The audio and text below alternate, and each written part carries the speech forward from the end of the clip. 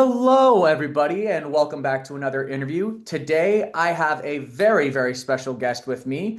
Today, he is the writer, director, and star of the upcoming movie BitterSweet. We have with us today Steven Martini. Say hi, Steven. Hello. Now, Bittersweet is a very, very interesting movie. It revolves around a slightly mentally deficient man who gets caught up in some legal troubles and is in the process of losing his family and tries very hard to keep everyone, in line and everyone in his life that he cares about while struggling against a system that is trying to beat him down. And first off, I do have to say, I've had thankfully the privilege of watching this movie, and I gotta say, it is definitely well worth a watch.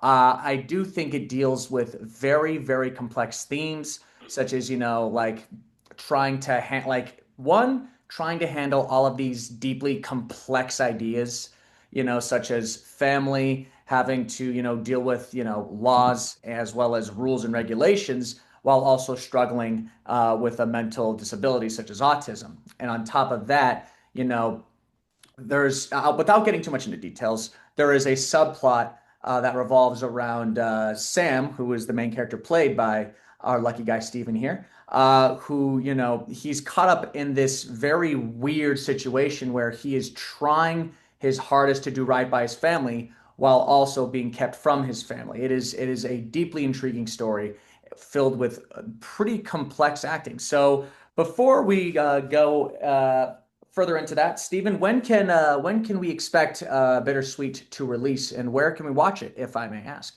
Well, it's coming out in theaters on June 10th. We're opening in Los Angeles. We're going to be out for, it's around the Father's Day, and we're going to be out for Father's Day. And as you know, I know you touched upon a lot of things in the movie, but ultimately the main character is a father, a new father, and it is about fatherhood in its ultimate, way. And so it's going to be out for Father's Day in theaters, Lemley Theaters, and it's the independent theater chain in Los Angeles. And then we're going to go on to they call it a pre-release thing for streaming on June 20th, and then people can pre-release it, order it, and then I believe it finally it's going to definitively hit streaming on 7/11. Oh, I better get myself a Slurpee for that day because July 11th. I'll That's be right. rewatching this in the best way possible. Now, going into this, I want to like the movie does start off by talking about this being inspired by real life events. Now, is this story actually based off of someone you know, or did this happen to you specifically? Can you elaborate on that without getting into spoilers, of course? Well, yeah. Well, I mean, yeah. I mean, the thing that sparked the idea was that this kind of happened to me and Gabby. We got the old, the cops knocked on our door one day, and it was just a complete and utter shit show after that point. And I immediately got thrown into a world where I met other families who were going through this same situation, which is, getting thrown into the legal system and split up from your family. And I met a lot of people who were in very serious cases. Now, I should mention in the movie it's very clear and that it's a mistaken it's a mistake. It's not the guy's not really guilty of doing what they think he's guilty of. So in real life, that was also very clear in my situation. It was just like, oh, we just kind of have to go through this legal process. And I was like, why do we have to go through this if you guys know that this is all bullshit? And they're like, well, here's why. So I started to meet all these other families that were in very serious situations. It deals with how much I was fascinated completely with. So the government can just knock on your door, pull you out of your house, and then you have to jump through all of these hoops to try and get back to your house. I was just like, immediately, that was a movie in my head. And as a filmmaker, I'm like, I saw the whole thing. And once I started meeting families who went through, like really serious, harrowing situations, I was like, this is actually something almost of a rite of passage that Americans are going through that people don't know about. Like American families, there's lots of them in this system. And it's it deals with those services like DCFS, which is Department of Child and Family Services, CPS, Child Protective Services, all of these systems that are set in place with good intentions, and I think that there's a good intention there, but the actual individuals involved in this, who are caught up in the system, it's it's pretty harrowing, as you saw in the movie. It's a journey. It's an ordeal. It is interesting that you bring that up because and by the way, to everybody involved, this is within like the first 10-15 minutes of the movie. Don't worry, this isn't spoilers. But Stephen is right. There are the situations that basically launch this whole thing going into play is rather a just one giant misunderstanding. And what's even more perplexing is that you do touch upon something which is, government oversight and government involvement. For example, you like in the movie, we do see that, Sam and his wife, it was just like oh, okay, yeah, things got just a little out of hand, but like they were both at least on the same page. It's like, okay, hey, come on, we're adults. Let's like we're not children. We need to act like adults. We have kids. And then Right. of course, things get a little too loud. But what's interesting is that eventually they're forced to basically be apart at the behest of their lawyers, even though they don't.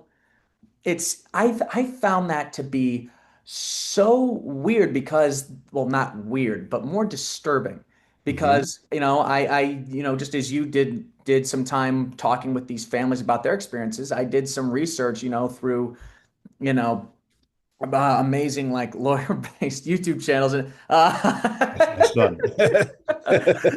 oh, got a guest star there. Yep. But no, what's rather interesting is that sometimes there is large amounts of government overreach, and even when there is a very deep understanding as to what happened and how it unfolded, even when the truth is there, there's still a lot of red tape, and this movie does tackle that. And you did mention talking with families and doing research.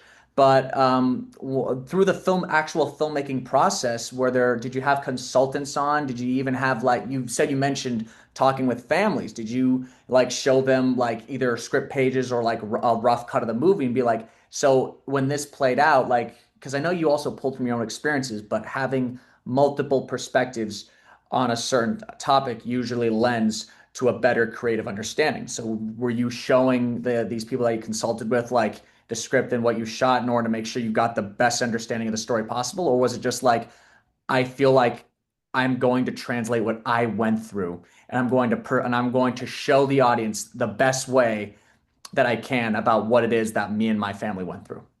That is a great question. And if my own creative process is it's I guess it's medium dependent. And if this was going to be a TV series, let's say, which I immediately, especially writing the movie, I was like, this is its own TV series in its own way. I would definitely want to have a room full of certainly other writers, to bounce off of and to make it richer, and certainly people who have been through it to kind of, get the broader scope of all the whole what's a wide spectrum of stories that can be told in this kind of arena, right? And so I did, after meeting some of the people who had really extreme cases, something you won't see in the film that you saw is, as a screenwriter, of course, I'm like, oh my God, I want to show that, point of view. And then, oh my God, I got to show that point of view to balance it out because, if it's too funny and light here, I got to show how it's like a little bit more darker and serious there. And I did have more a B story, which is, a story is the main story of my character Sam and my wife Gigi, but in screenwriting terms you have a B story and then a C story, like, which are like, Right. yeah. So I did have, when we shot, a B story of another family going through the system, and it was much more a serious kind of darker scenario, just because as a screenwriter, of course, I'm a, you want to see. You want the you want to be able to see outside the window, but at the same time, you can't necessarily stick your head out. You have to be able to you have to stay in place and enjoy the view of the full window. So it's like, yeah, the framing of it all is very important, and you never want to kill your darlings, but considering the tone of the movie, which is very lighthearted, having something that deeply depressing definitely would have detracted from the overall tone of the movie. Thank you. It's like I had you in the editing room with me, buddy. That was just an amazing explanation. So I don't even need to get into it further. But so we did shoot that, and my first cut of the movie was 2.5 hours long, if you can imagine that.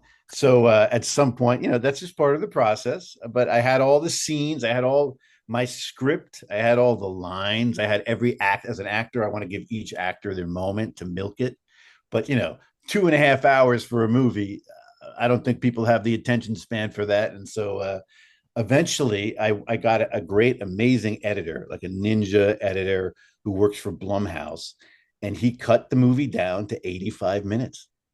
And That I did not exactly. I didn't even miss all of this B story darkness. It was like it's all about the main characters. That's all anybody cares about. And so it became like, okay, so I don't have to what's called maximalization. You don't have to maximize everything in the frame. You just focus on what's the most emotionally resonant and important.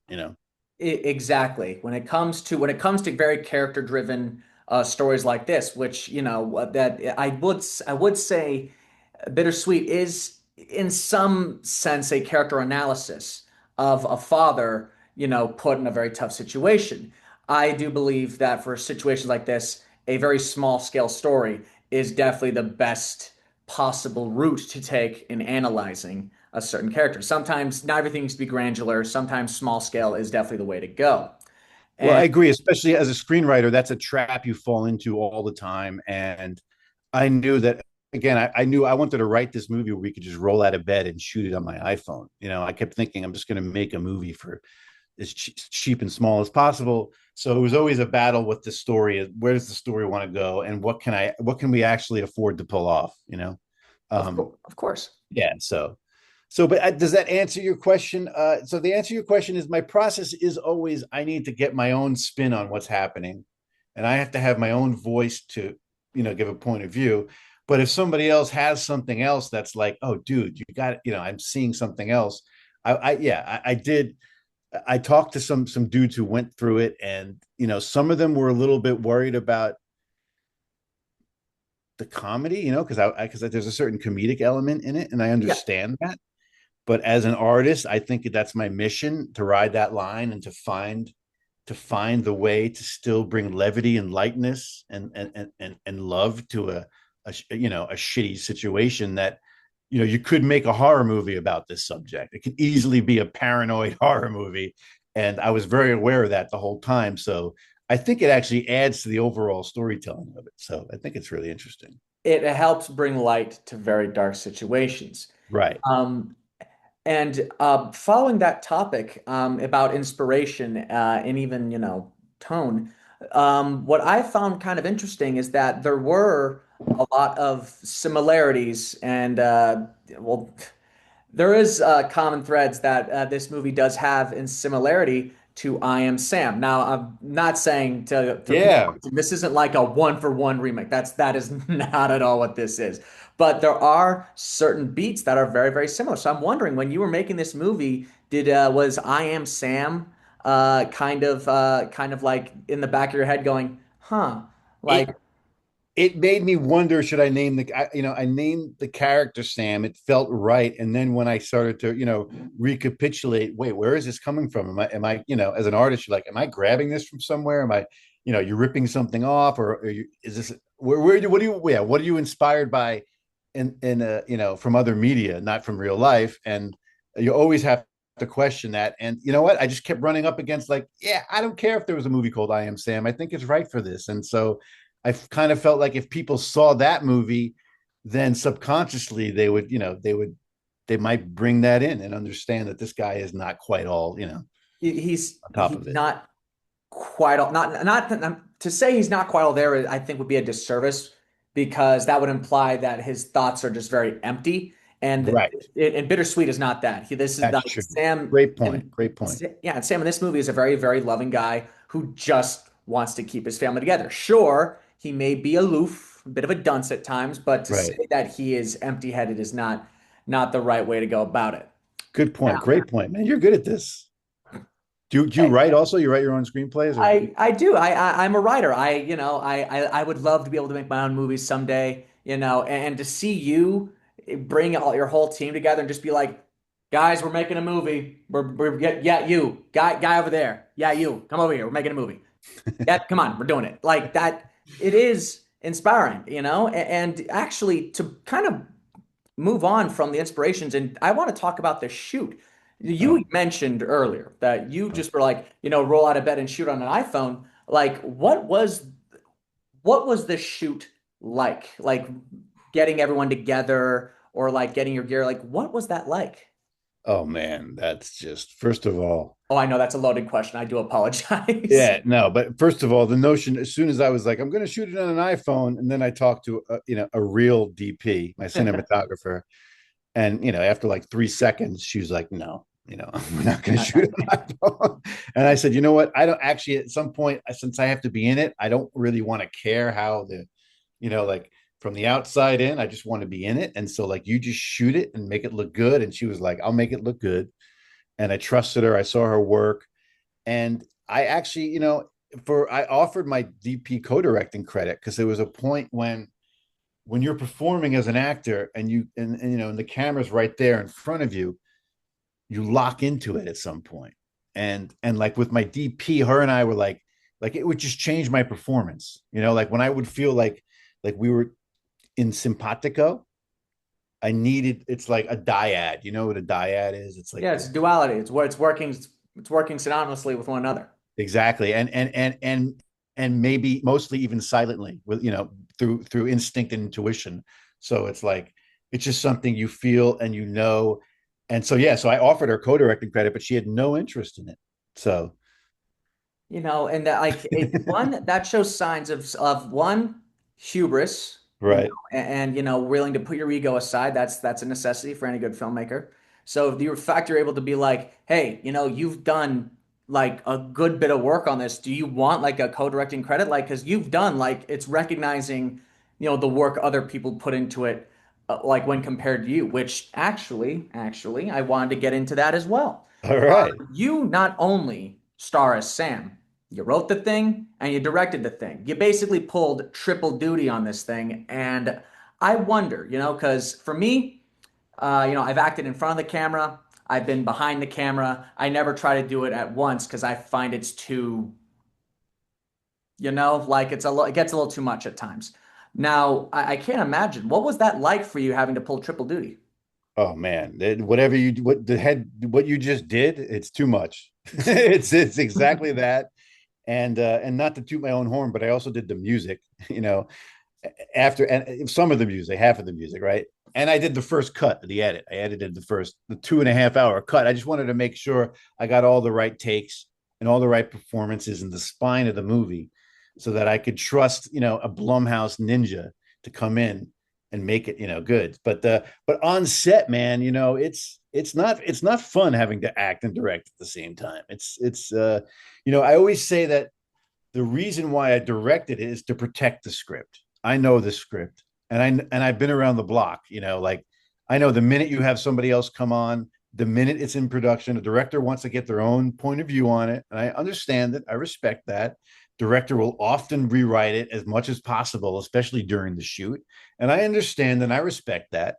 But I've just been around enough to know I'm going to be the guy who's the last guy rewriting things on the night before, because only I know, because I know that that's the sweet spot. I've been around enough to know if you're rewriting this thing the morning of the shoot, that's the gold stuff, man. That's like you want to be the guy doing it because that's what's going to get filmed. And that's what, and that's what I trusted for this story, which was so personal. It wasn't something I just wanted to give away to somebody else. You're protective of your baby and you want and you as the parent of your baby, which ironically enough, you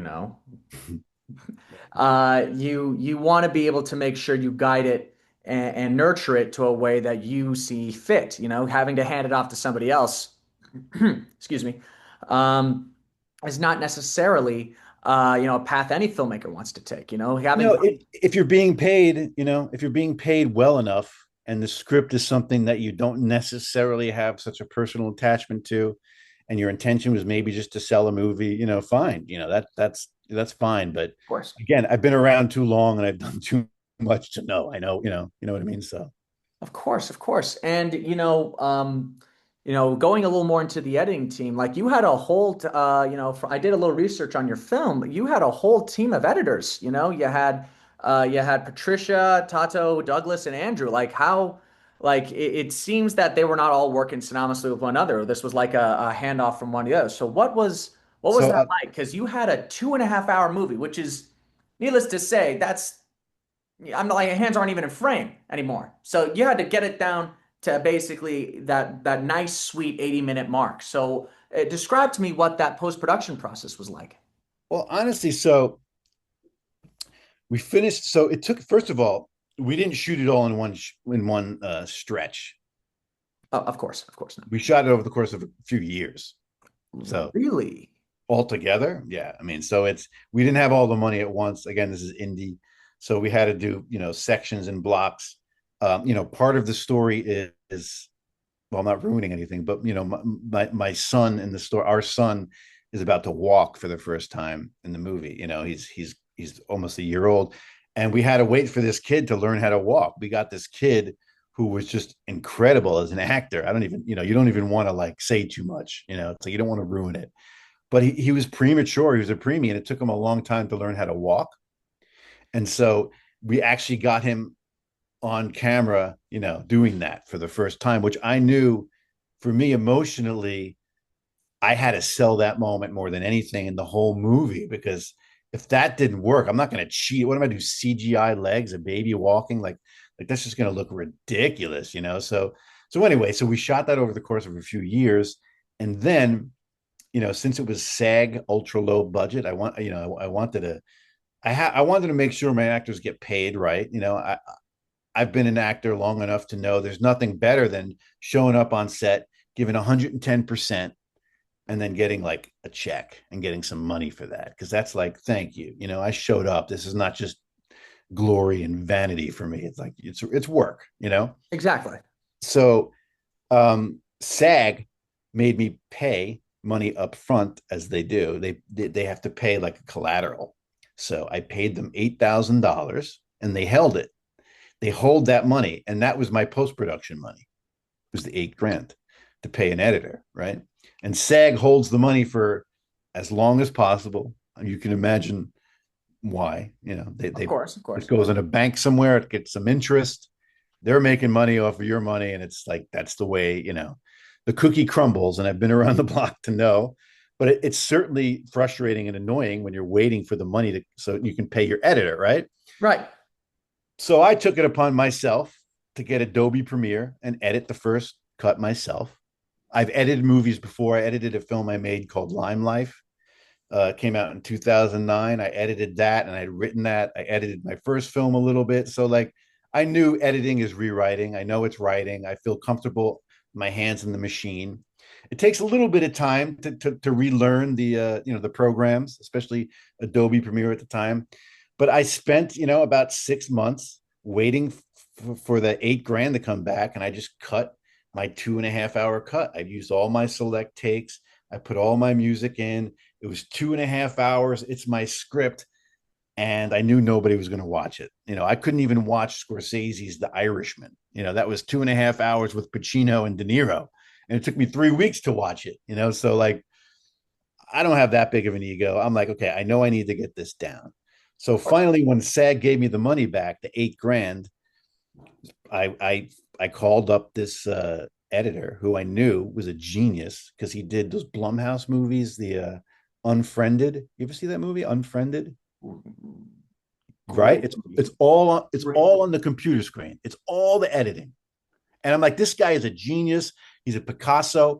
I only need to give him my 2.5 hours, and I trust whatever the fuck he's going to do with it. I have my spine, I have my music, I have my soul.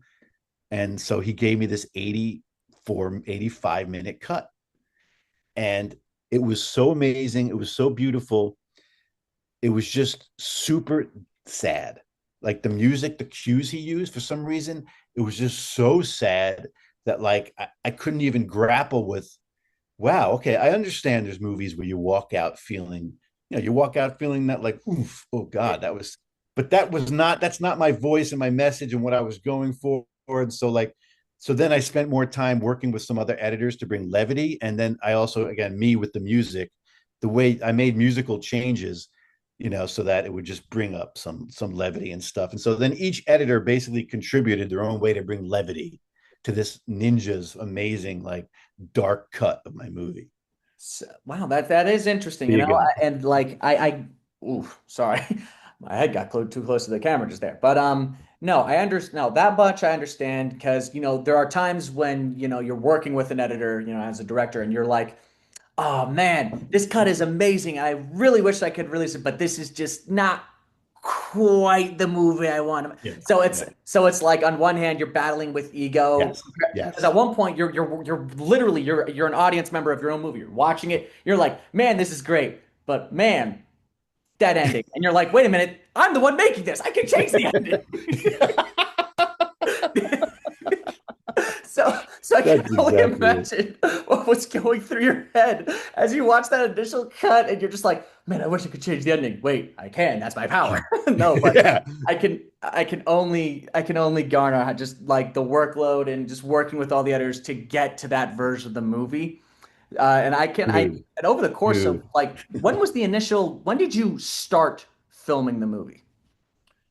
I think we started in 2019. It was right before. Yeah, I know. We started like at the end of 2019, and then it took like a few years to like keep getting the money back. Or 2020 was it? I don't even know. Yeah, it was. So okay, you know what it was? I shot a test scene first. I wrote the script, and so look, I came from. I didn't go to film school, but I went to the Sundance filmmaking labs. And uh, my second film that I made, Lymelife, was developed at Sundance. And I don't know if you know about those labs. You know about the institute they have. Vaguely, very, very vaguely. It's basically the most spiritual film school you could have. These people are like, they get the greatest indie filmmakers or even studio filmmakers, and they basically, it's like it's like a pedagogy. It's like a tutorial. It's like a summit, a creative summit where they break open your script and you talk about it, and you figure out what scenes are the most important scenes. And the whole key with that is you're supposed to shoot your most important scenes, like maybe you get 7 of your scenes in your script, and shoot them as crappy as possible. Don't even care about what it looks like. The point is just to get the workflow of jumping from the page to the screen, that interdimensional travel, which is what it really is. Right. And so that really was really helpful up in Sundance. We did that with a film I did called Lymelife, and we shot a bunch of just scenes on a crappy home video, and edited it together and scored it. Just go, oh wow, look, that's the movie. Okay, this is what I would do if I had actual money, and So I did the same thing with BitterSweet. As I went and I shot a test scene, and I think that was 2019. And that was when I looked at the test scene, and my wife looked at the test scene, and she goes, "That sucks." So you want to talk about working with my wife? That was the first. We'll get to there. Don't you worry. We'll get to that because I have a couple questions about that. Yeah. But at least with like the overall creative process, because you in the indie world, one of my friends made a feature length over 2 hour movie, and he filmed it over the course of about I think 2.5 to 3 years. And so and as I've learned, that is not uncommon within that world to Oh basically no, just shoot blocks of the movie that's what we did. That's years at a time. exactly it. That's exactly it. And then it just takes forever, and you lose your mind, and you're like, "What the fuck did I do?" But then you have to know that's part of the process. No, and with films like this, patience is a virtue that cannot be wasted. And 100%. I I must commend you and your team because Lord knows, being forced to shoot a movie over, well, quite frankly, over 4.5 years seems like an absolute, like, sort of a trepidatious sort of scenario, or not even superfluous, I would say either. But If I didn't understand my own process with art and creation, I would, like I just know that at the end of the day, shit takes time and babies take time to grow. And the best stuff, the problem with our industry is because I've been on the other side of it now is, so much stuff is done, so quickly for no reason without any thought of just like, we have to jump on this thing because it's hot. And because my dopamine is being hit. And like, if we don't get them in the room right now, we're never going to get them again. We got to just say, go, go, go. Let's shoot the movie next month. Is there a script? No, the script isn't ready. It's like, I know there's so much of that going on. And so like, art takes time. So like you have to be able to trust that. And like you said, patience is the virtue. And it is very hard to keep. I mean, for goodness sakes, I mean, if you by the way, at the time of this interview, which is, June 6th, 2025, only recently they delayed that Avengers movie because they were shooting without a script. I mean, the amount of interviews that came out with cast members saying, "Yeah, I shot some stuff, but like I wasn't really given a full script. I was just given like hints and beats."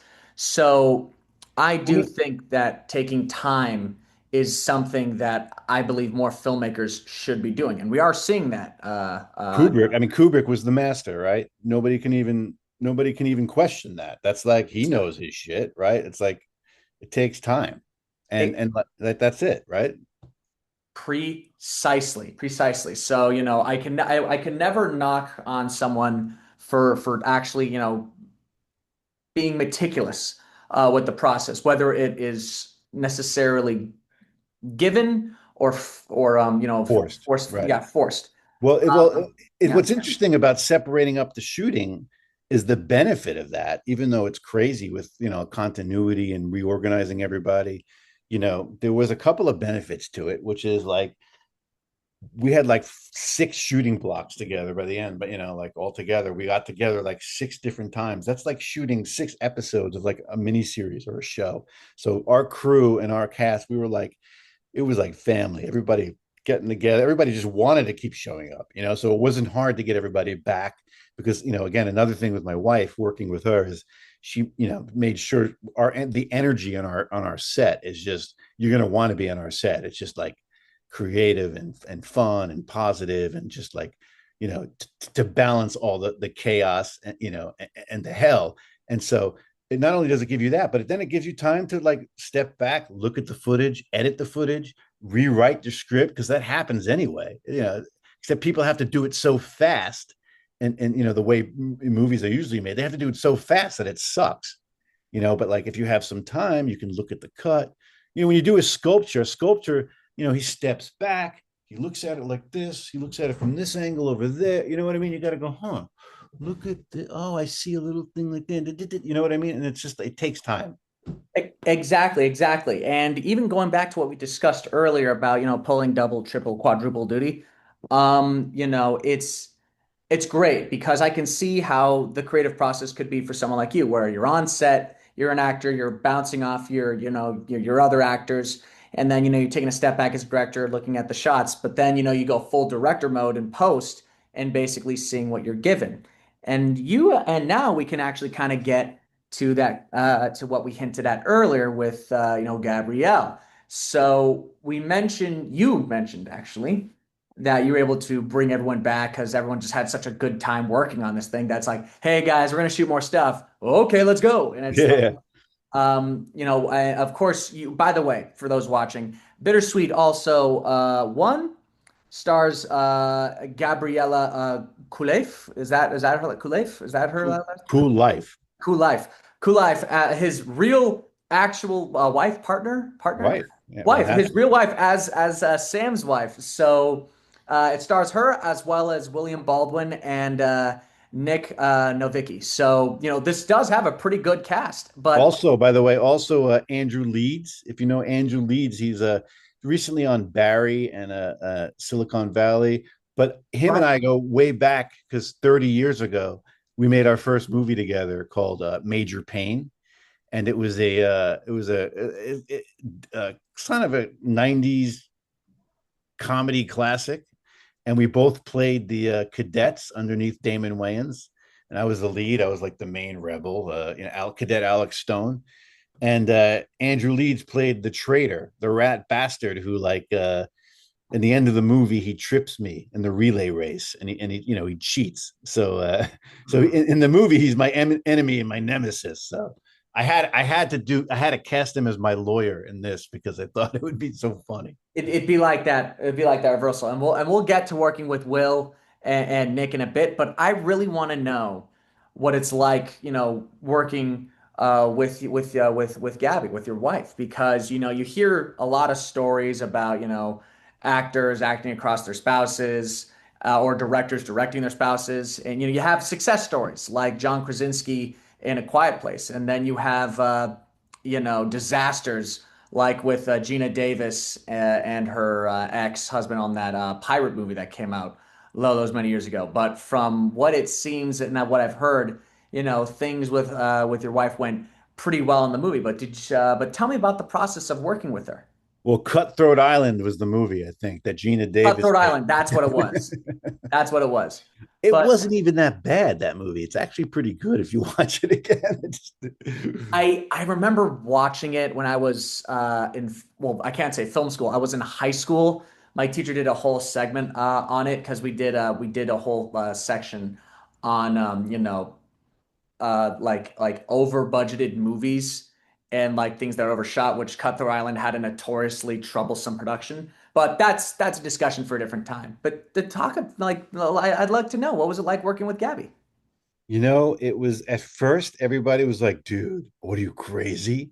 You're gonna, work with your wife? Like, everybody's like, I can't even agree with my wife on where to get the groceries. And I was like, well, this just felt like one of those moments in life where either you're gonna lean into something completely, or you're just gonna like run away from it and lose. It just felt like I would lose something.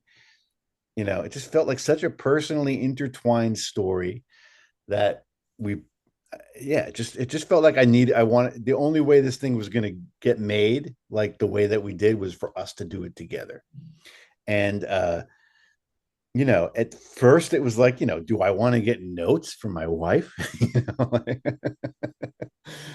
So there was a little bit of that, but then you know what? Like we just even if we don't agree on something, and even if we're like snap at each other, like for some reason we just find a way to make it work. And like we just it was incredible seeing her because like I said, I shot a test scene and she was very critical of my test scene.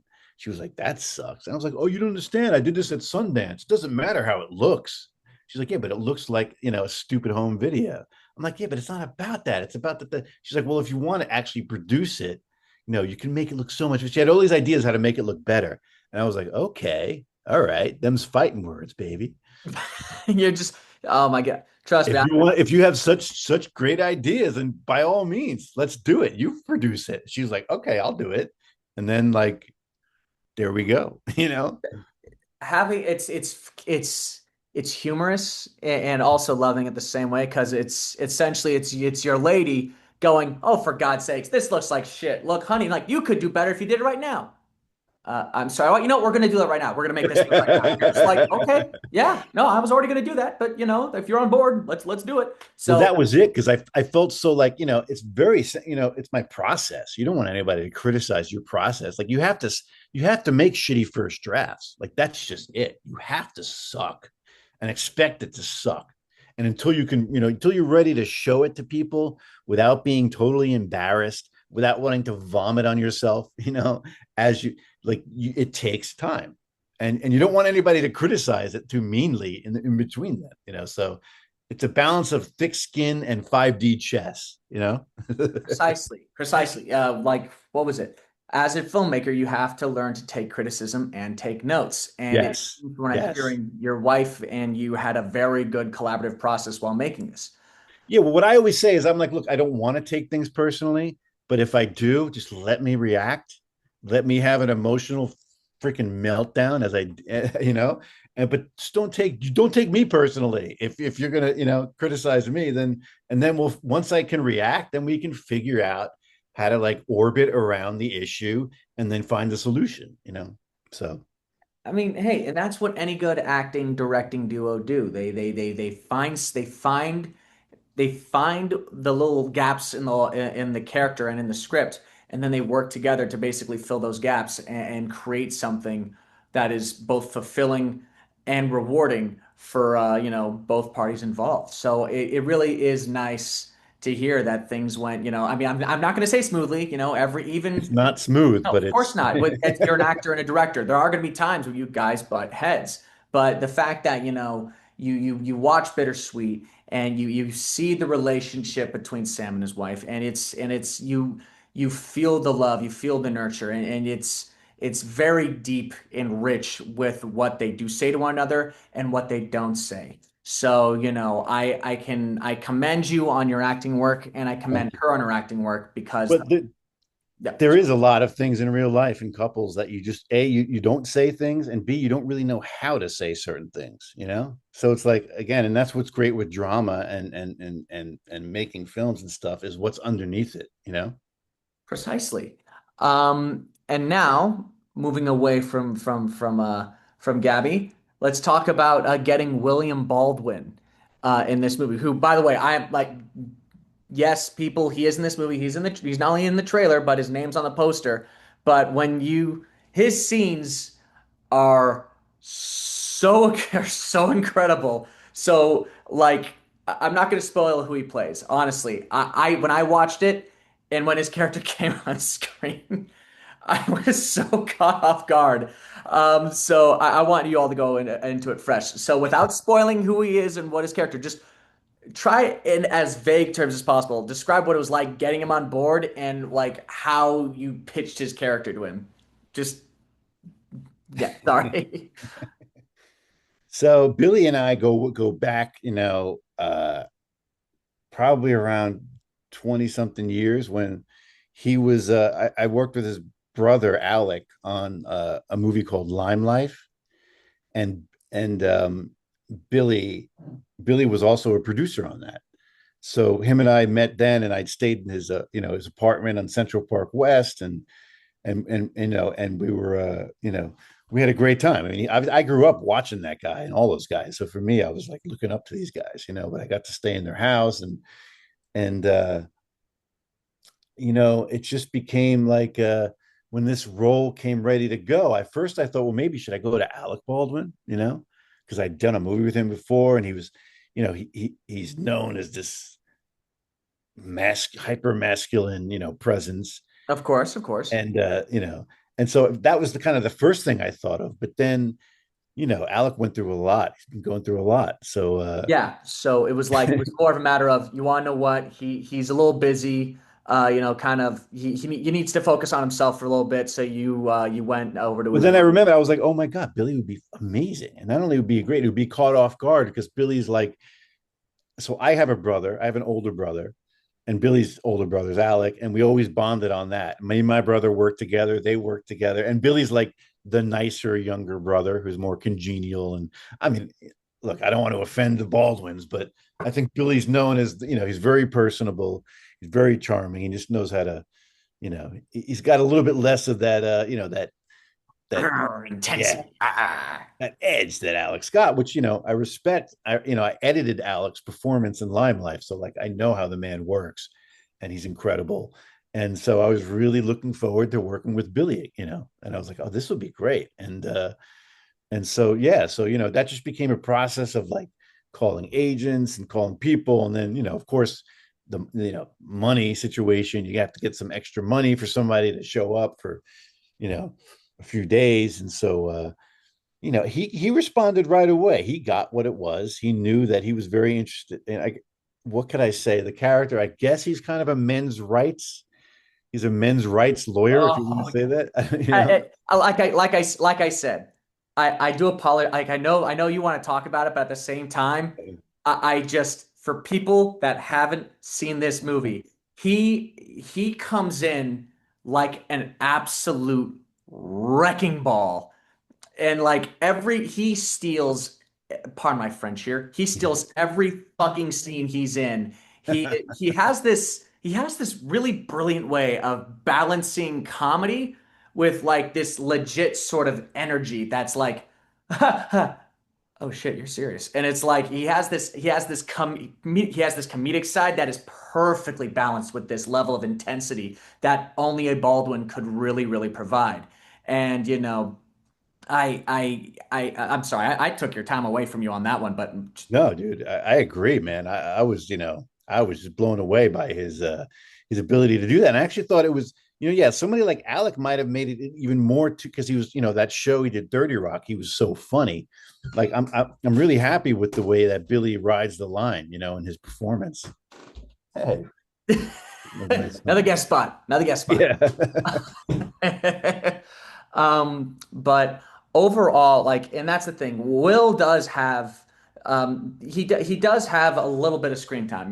He in comparison to everybody else, he's definitely more in a supporting role. But what he manages to bring, to the role as well as to the character, it's just it's to say that he's one of the few part, like not one of the few parts, but he's one of the parts when you leave Bittersweet, he stands out in your mind simply because he is just so good at bringing that intensity and at the same time this level, I don't want to say it's levity, but humor. He has this level of humor to him that I think is completely unmatched when you take a look at the overall film. So I Yeah. commend you for one writing a role for William, and two, I commend you as a director for just letting him do his thing because it's so painfully clear that Will is just having such a blast in the role. Just I as I mean, yeah, you did say he is in a sense kind of a men's rights activist, and he plays with it so well. So it's like when of course, with I love actors. So I mean, I'm started as an actor. I am an actor. Right? I can't escape it. I love actors. So like when I find, when you're with an actor that you just love, all you want to do is write them more stuff. You want them in more scenes. So believe me, I had more scenes for Billy, and it was a matter, with the agents and stuff, when you have to negotiate with people, it costs every day. Somebody shows up on set.